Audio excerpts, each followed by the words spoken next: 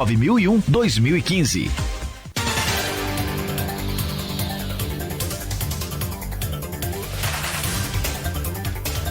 7h22. Voltamos com o Folha no Ar, primeira edição. É muito interessante porque no intervalo, às vezes, a gente conta histórias de redação, histórias de rádio, que são geniais. Microfone aberto, outras não. Outras não, exatamente. Mas são geniais de uma maneira geral, né? Vamos então à segunda parte, segundo segmento do programa Folha no Ar, primeira edição, recebendo o nosso convidado jornalista Antunes Clayton. Bom dia, Antunes. Bom que você está aqui conosco. E eu passo a bola, dou novamente bom dia a Arnaldo, bom dia a Luísio, passo a bola a eles para começar o papo. Arnaldo, vai você veio, semana aqui comigo, você veio só para... Os titãs da faculdade, né? Arnaldo tinha carmanchão nessa faculdade, não, né? Tinha bola de fogo, né? Bola de fogo. Tem história desse bola de fogo. Nem trazer pra cá. Carmanchão na Fafica eu não lembro mesmo, não. Tinha bola de fogo e creu. Então já vamos começar, gente. Bola de fogo é o bar, creu era o colega de redação. Hoje fotógrafo, inclusive. Hoje aí, fotógrafo. Douglas Santos. Eu encontrei a última vez no Jardim do Liceu, inclusive. Olha quem entrou aí na live aí agora. Luiz Costa também acompanhando a gente. Olha só. Acabou de entrar ao vivo aí também, acompanhando esse bate-papo. Tudo, vamos começar falando sobre rádio, então, um pouquinho. Você também foi editor-geral da Folha, tem um histórico aí, a Luísa vai com certeza falar mais sobre isso. Mas rádio a gente troca muito figurinha, converso muito com o Antunes. Sobretudo no começo a gente conversava muito, né, Antunes? A gente depois ligava para você, pegava algumas dicas. Antunes tinha um radinho para ouvir a Rádio Globo todos os dias tomando uma água que passarinho não bebe, enfim. Então a gente trocava umas ideias sobre rádio. Você, Antunes, isso é mentira, isso não pode ser verdade. O quê? Você, Antunes, vendo água que passarinho não bebe, é mentira, isso não é verdade. É bom que ele não acredite. Deixa isso quieto. E essa experiência de rádio e entrevista é uma coisa muito diferente, né? Porque a entrevista, quando a gente faz entrevista para o impresso, ela é muito fria. Ela pode ser muito reveladora, mas é muito fria. Às vezes não consegue transmitir a emoção que é tanto do entrevistador quanto do entrevistado. Já no rádio, nosso maior temor é a entrevista que não possa render, né? Quando o entrevistado ele agarra, quando o assunto não rende. Você com tantos anos tantos anos já de experiência aí, conta pra gente um pouquinho como que é esse dia a dia do rádio, esse medo do que a gente não sabe o que vai vir ali na frente daqui a poucos minutos. Duas considerações. Bom dia primeiro, bom dia aos ouvintes da Folha FM. Primeira vez minha aqui, depois do 98,3 em FM. Por coincidência, no mês de agosto, eu completei agora, no dia 6 de agosto, 27 anos de rádio. É um garoto. Eu sou ainda daqueles... É um garoto. Eu sou o último daquela turma que estreava em rádio no dia da prova ciclística, no dia do padroeiro. Porque tinha diversos eventos, às vezes tinha Americano e Goitacás amistoso, tinha prova ciclística, tinha regata. Então, o pessoal do esporte, o pessoal de rádio, deixava para lançar os meninos no dia do padroeiro. Até porque não tinha como ficar 2, 3 fazendo em Josélio tudo, né? Rocha também estreante do dia 6 de agosto, Zé Nunes da Fonseca, tem uma turma que começou no dia 6 de agosto, eu acho que eu sou o último dessa turma. E aí, eu comecei na Continental no dia 6 de agosto de 1992, fez 27 anos agora. E essa casa, para mim, é uma casa que eu tenho um carinho, é o meu berçário no universo da comunicação. E só para colocar para você, Arnaldo, para mim, a minha rádio predileta não é a Rádio Globo, é a Rádio Bandeirantes, São Paulo. A minha vocação de rádio é toda para o Rádio Paulista. Mas entrevistar é um negócio realmente muito complicado no rádio, porque, sobretudo, quando você está ao vivo. Quando você está ao vivo, a gente tem que fazer de tudo para tirar. Às vezes você tem um entrevistado que ele não tem uma boa história, mas você consegue um viés de uma situação. Você está entrevistando um garçom, por exemplo, você tem um viés da noite, da boemia. Eu vou contar uma história aqui de uma figura maravilhosa. A Luísa também guarda um carinho muito grande por ele, foi nosso colega de redação da Folha da Manhã. Uma vez eu estava na Continental, num dia de domingo, fazendo aqueles programas de espera do futebol. As equipes viajaram, Americano e Goitacás jogavam fora, a gente ficava tocando samba, não tinha internet, você tinha que ficar colhendo as notícias dos jornais, da Folha, um jornal da Capital, um Globo, um Dia, catando aquelas notícias, dando as notícias e ao mesmo tempo, tocando samba e aguardando chegar, chamando para o futebol, que na época era às 5 horas da tarde. Toca a campainha da rádio, eu fui lá atender na porta. Era um rapaz que eu já conhecia, mas ele não me conhecia, chamado José Carlos Pereira Campos, nosso querido Caquinho. Caquinho virou para mim e falou assim: rapaz, tem uma festa minha hoje, domingo à noite, no Automóvel Clube Fluminense, e tem um boato na cidade dizendo que a festa não vai acontecer. Como o jornal só sai na terça-feira, eu não vou ter como avisar a sociedade que a festa está confirmada. Eu queria que você desse uma nota para mim. Falei, entra aí um pouquinho que eu vou dar a nota. Fiz como está aqui agora, coloquei do meu lado, no outro microfone, pedi para o menino, encerrando o samba, passar para mim, e eu fiz uma entrevista de 1h30 com o Caquinho. Falamos sobre eu nem sonhava trabalhar na Folha ainda, sobre redação, sobre coluna social, sobre a noite, sobre as gafes. Falei com ele, não precisa falar os nomes, eu queria que você contasse algumas gafes, algumas histórias. Contou muitas histórias de festas, de eventos da noite. E eu fiz uma entrevista de 1h30 com o Caquinho. No dia que ele me viu na redação do jornal, ele falou para mim assim, ó, eu sabia que um dia você ia chegar aqui. Eu sabia que um dia você ia parar aqui. Uma das pessoas mais queridas, né? Eu fui o último editor dele. O último editor. Eu era editor da Folha 2. Morreu de uma maneira bárbara. Quando ele faleceu. Uma figura humana fantástica, um gerador de pauta. Eu acho que ele e Ângela Bastos eram dois grandes geradores de pauta para o jornal. Leonardo. Tudo que viam. Mas Leonardo, seu pai, seu Aloysio, mas assim, dois colunistas sociais que não podia ver as coisas. Sim, mas transformava a Ângela foi uma jornalista em que pauta. foi pra Sim, mas não terminou assim na redação no dia a dia, mas trazia coisa do dia a dia. Inclusive trabalhou no São Paulo. Claro, lógico. Como jornalista. Então tinha uma visão, o Caquinho tinha uma visão das coisas de gerar pauta que era maravilhosa, fantástica. Então, eu acho que é isso, você tem que saber com quem você está e onde você pode tirar daquelas realidades, porque todo mundo tem uma boa história para contar. Todo mundo tem uma boa história para contar. E eu tenho notado muito, tanto Arnaldo, Aloysio e Antunes, como você, às vezes, você conta com o fator sorte também. Você está na hora certa. Eu posso contar rapidamente, em 1980, eu no ar, fazendo as folga de um locutor na cidade do Rio, 11 horas da noite, toca o telefone, naquela época não tinha internet, não tinha nada disso, toca o telefone, era uma jornalista correspondente do Jornal do Brasil em Nova York. Ela estava tentando ligar para o jornal, não tinha ninguém, porque é aquela hora, 11 horas da noite, que já saiu o primeiro clichê, vai começar a rodar o segundo. Aí tem só os ajustes. E na Rádio Jornal do Brasil também, no departamento de jornalismo, não tinha ninguém. Então o telefonista jogou para o estúdio da Rádio Cidade, por acaso. Era uma jornalista com a notícia da morte do John Lennon. 8 de dezembro de... Dezembro de 80.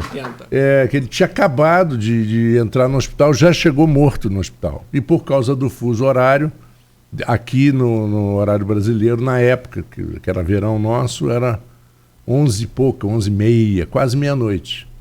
E eu dei com exclusividade. Né? Passou 5 minutos, me ligam da TV Globo.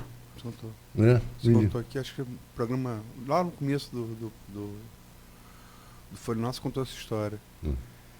Rádio você está no lugar, né? Ao vivo. Uma vez, o vereador Edson Coelho dos Santos, falecido já, era presidente da Câmara e estava com um estremecimento com o Sérgio Mendes, que era o prefeito da época. E eu fui à Câmara entrevistar o vereador, o presidente da Câmara. Esperei ele sair do gabinete para ir para o plenário, para a sessão. Ele estava numa reunião fechada no gabinete. Quando ele saiu, eu liguei o gravador e tentei entrevistá-lo. Falei, não vou falar nada sobre isso, não vou falar nada sobre isso. Mas o senhor não vai falar por quê? Eu com o gravador ligado. E fui atrás dele. Não vou falar por isso, por isso, por isso, por isso, por isso, por isso, por isso. E foi E falando Rapaz, tudo. vocês lembram de Antônio Carlos Paz? Opa! Pô, lógico, Claro, né? lógico. Um dia... Antônio no Carlos Paz e Valdelan Paz, sobretudo. Valdelan, que era tio do Antônio Carlos, sim, né? sim. Mas o Antônio Carlos Paz, ele, com um gravadorzinho, o ministro do Trabalho da época, que era Almir Pazianotto, veio a Campos, estava numa recepção, e acabou a recepção, ele discursou e tal. O Antônio Carlos Paz falou para mim assim: vou fazer o ministro cantar. Eu falei: você está louco? Eu falei: vou fazer o ministro cantar. Aí ele conseguiu chegar perto. Eu falei: ministro, eu soube que a sua música, que o senhor é um grande admirador de música sertaneja. Aí o ministro: eu sou. E qual a música sertaneja que o senhor mais gosta? Sertaneja, se chama sertaneja. Aí ele falou assim: o senhor cantaria pra gente aqui sertaneja? O ministro: não, claro que não. Aí o Antônio Carlos falou assim: mas eu não lembro como é que é sertaneja, essa música que eu estou falando, não acho que não é conhecida. Aí o ministro falou assim: não, é assim, ó, sertaneja. Aí cantou quase umas 4 estrofes. E eu tive que pagar a aposta que eu fiz com ele, porque ele fez o ministro Pazianotto cantar sertaneja no microfone do gravador. O Carlos tinha um grande time de rádio, Era um excelente Incrível. entrevistador. Ele era muito bom. Não existe ponto inatingível, existe a cantada ideal, né? Exatamente. Mas, Antoneco, eu caminho no nosso inverso, né? Arnaldo acho que começou nas duas, desde cedo. Jornal e rádio. Mas caminho nosso inverso. Você veio da rádio para o jornal, fui do jornal para a rádio. Eu me lembro, a primeira vez que eu vi o Antônio foi Fabiano Venanço, que indicou ele. Os meus padrinhos de rádio são Fabiano Venanço, Fernando Antônio e Arnaldo Garcia. Não, mas eu falo em jornal, redação de jornal. Tinha saído o editor de esporte, eu estava começando a ter uma experiência de edição e... Antônio veio recomendado por Fabiano Venâncio. Justiça ser feita, a primeira recomendação foi de Luiz Mário Concebida. Não. Seu pai ligou para o Luiz Mário. Não, pode ser com a Luiz Barbosa sênior. Comigo foi... o seu pai ligou para Luiz Mário. Luiz Mário falou de mim. Quem me trouxe você pelo braço foi Fabiano Venâncio. Foi Fabiano, Aí, enfim, tem 3, 4 matérias. Vou botar uma média aqui de 20 linhas, 15 linhas, dependendo. A matéria principal foi 30 linhas. Não, então se produz as matérias aqui, a gente estabelece os assuntos e tal, sempre passa aqui. A gente edita aqui e tal, e eu te mostro como é que é a edição. E produz os textos. Rapaz, porque em rádio o texto é curto, né? Isso. E em caixa alta. Isso eu descobri quando trabalhei na Agência Jornal do Brasil, que foi aí que eu comecei a ter experiência com rádio. Né? Primeiro não foi nem aqui. Foi como produtor de noticiário para a Rádio Jornal do Brasil. Um período bom, em 95. Mas enfim. E aí, eram 5, 6 linhas. Eu falei: rapaz, você se vira. Como é que abre as pernas e para? Você tem que ter... Como é que eu fazia? Vou botar um calhau aqui. Lead e sublide só na matéria. Não é nem que lead, sublide. Era. A gente não dá o sublide. Era quem, quando, como. Rapaz, era entretítulo. Tem segredos do texto para rádio, por exemplo, nunca colocar 300º, 50º em número. Escreva, porque não necessariamente a pessoa vai... Dependendo da palavra, você vai saber escreve saber como é que é. de ortografia para na hora do camarada ler não ter risco nenhum. É a pronúncia do numeral, né? É a fonética que vale no rádio. É a fonética que vale. E, por exemplo, o número, né, bota por extenso. Exatamente. E vai por aí afora. Mas a melhor de todas, do grande Dirceu Rabelo, a voz da Globo até hoje, uma das vozes mais lindas que eu já vi. Começamos quase junto, ele um pouco antes. Um pouco antes, não, bem antes, né? Dirceu já tem 10 anos mais de rádio do que eu. E era na Mundial. E não suportava futebol, estava a matéria lá para o Flamengo, basta um 0-0, e o cara botou o 0, o X e o 0, né? E o Dirceu leu Oxo. Aí o Mário Luiz chamou ele na sala, falou: lê de novo, pegou a notícia. Ele leu Oxo. Ele leu 3 vezes Oxo. E agora as pessoas falam Osho, porque ficou tão folclórico que se fala Osho. Isso foi em 71. Mas ainda bem que não ficou folclórico fazer matéria com 5 linhas, senão te matava, entendeu? A amizade tinha acabado ali. Mas quer dizer, como é que é essa transição oposta? Qual foi a maior dificuldade que você sentiu? Foi tamanho de texto? A própria linguagem, né? Da rádio para o jornal. A linguagem do jornal ela é mais documental. A grande verdade é essa. O rádio ele tem um grande compromisso com a verdade, com a informação precisa, mas ele não tem esse compromisso de documento que o jornal tem. O jornal é mais documental. Então você tem mais cuidado com as aspas, sobretudo porque no jornal, mesmo aspiado, está impresso. A gente sabe que a aspa não é do jornal, a aspa é de quem fala, é do personagem, do entrevistado. Mas está impresso, está no jornal. No rádio, não. Quando você entrevista alguém, quem está falando aqui sou eu, quem está ouvindo a minha voz. Então, o entrevistado, a voz agora é dele. O stream está vendo até a sua imagem. É do entrevistado. Então, a grande realidade é essa. E no jornal, não. Você tem a questão da imagem impressa no jornal. Eu estou falando do jornal pré-internet, né? Estou falando do rádio também pré-internet, quando era só o rádio, só o AM, o FM lá no receptor. Mas no jornal não, tinha essa coisa do documento. Então isso é muito interessante também. Você saber que você está documentando a história para os arquivos. Mas sem sombra de dúvida, né, a revitalização que a rádio teve no Brasil e no mundo se deve à internet. Sim, é um outro canal para levar o rádio. Não, a quantidade de pessoas que... Eu acho que a quantidade de pessoas que hoje me vê a Jovem Pan, por exemplo... Não tem fronteira. Não, abriu não tem fronteira. Abriu. Até porque você não vê só ao vivo, você pode ver daqui a uma semana, daqui a Exatamente. Isso, on demand, que exatamente. Já virou uma frase. Aí padrão. Aí tem aquela coisa, né? Você abre muito e você perde força. Podcast também. Você perde força também. A força de uma rádio nacional, a força de uma rádio Bandeirantes, a força de uma rádio Globo, antes da internet, era uma. Hoje é outra. Porque você pluraliza demais. Quantas pessoas ouvem rádio pela internet hoje? Agora, esse leque ele se amplia, então ele abre. Então, é um negócio que tem duas vertentes, tem duas realidades. O que eu acho muito curioso, Luiz, é a construção, como o jornalismo é uma coisa mágica e maravilhosa, a construção de uma frase para ser lida no jornal, ela é uma. E para ser lida por um locutor é outra. Completamente diferente. Você, por exemplo, não pode colocar certas sílabas muito próximas para um locutor ler que causa um problema. Cafófalo. E tratrotilo. Isso tem até, cara, na própria regra. Porque, tipo assim, a sílaba ortográfica é uma. A sílaba fonética é outra. É outra. Por exemplo, como é que... Eu me lembro que todo mundo gosta de futebol... Né? Eu me lembro que o Fábio Luciano foi do Corinthians, depois jogou no Flamengo, foi capitão do Flamengo. E tinha um grito para ele, Fábio Luciano. Quer dizer, ortograficamente, Fábio Luciano. Ortograficamente são 7 sílabas, né? Quando ele ia sair do Flamengo, passaram a adaptar o novo grito. Fica capitão. Fica capitão. Fica capitão. São 5. Como é que casa? É a diferença da oralidade para a palavra escrita. Né?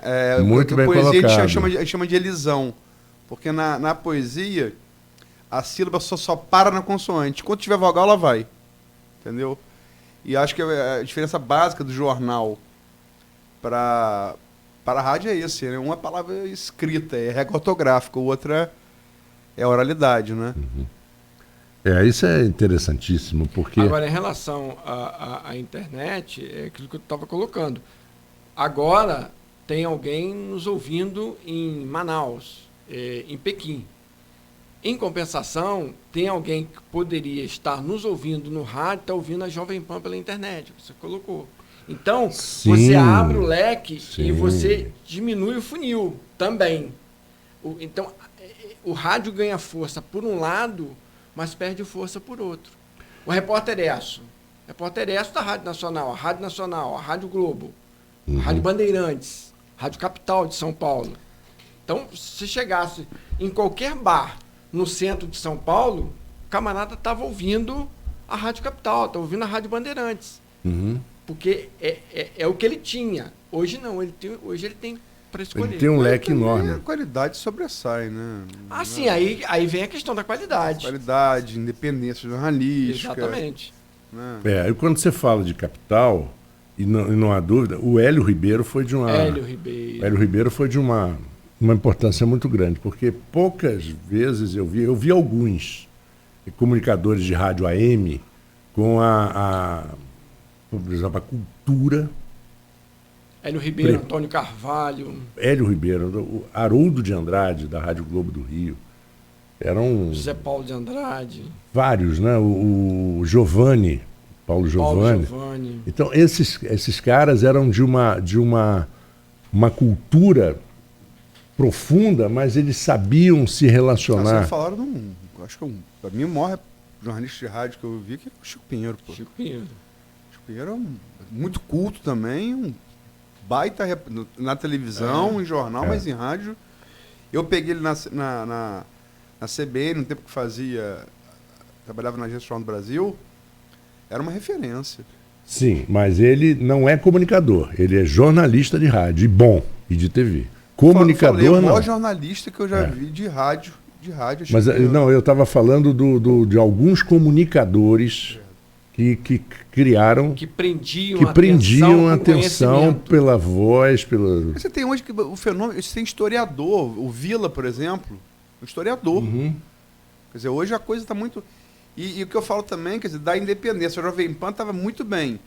Entrou o governo Bolsonaro, começou a virou chapa branca, a Band está passando. Que o ouvinte, o espectador, hoje não é também...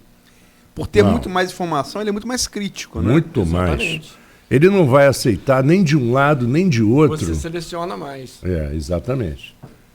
São 7h44, vamos a um pequeno intervalo e voltaremos com o Antônio Cleiton, com a Luísa Abreu Barbosa, com o Arnaldo Neto, nesse nosso papo de hoje, nessa terça-feira, dia 13 de agosto de 2019. Voltamos em instantes. Folha no Ar, primeira edição, oferecimento Laboratórios Plínio Bacelar, Clínica Proteus e Nova Canabrava.